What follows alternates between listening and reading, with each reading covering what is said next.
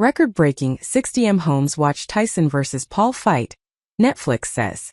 Netflix says 60 million households worldwide tuned in live to see Mike Tyson take on Jake Paul in the streaming giant's first foray into live boxing. The event, which was free for subscribers, is being hailed by the tech giant as a record-breaking night.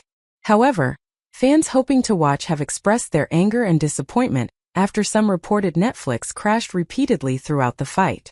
But there was also criticism from those who were able to tune in, with many saying they found the boxing match lackluster. In the bout, which took place at the AT&T Stadium in Texas, former world heavyweight champion Tyson, 58, was beaten by YouTuber-turned-fighter Paul, 27. The fight attracted a huge amount of media coverage.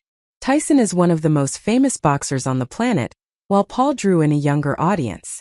There was a star-studded ringside audience including Charlize Theron, Ralph Macchio, Joe Jonas and Hassan Minhaj.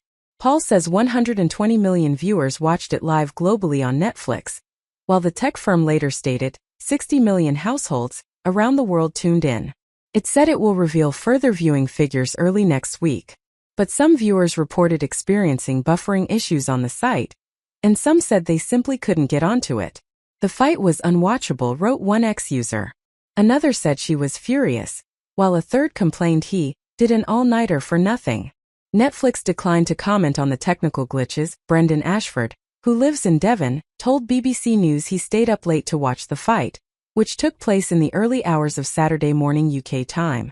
I was interested to see how Mike Tyson at 58 would perform against a much younger guy, he said. I'm not in the habit of staying up late, but I thought it was worth it.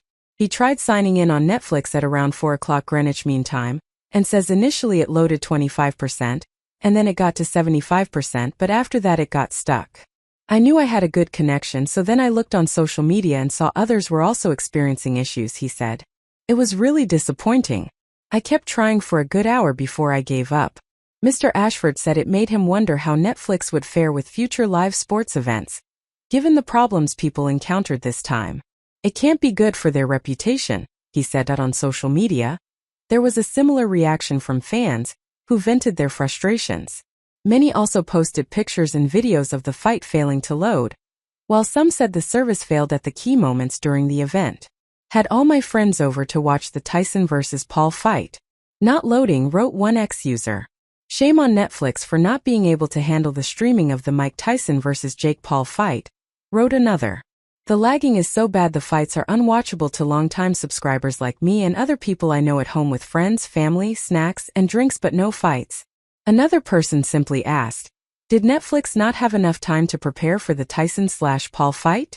It needs to get this fix. This isn't the first time Netflix has had issues with live streaming. Last year it apologized after a much-publicized live stream of its hit dating show, The Love is Blind reunion, was delayed due to a glitch. The technical reason for the delay was unclear, but the streaming giant said it was incredibly sorry.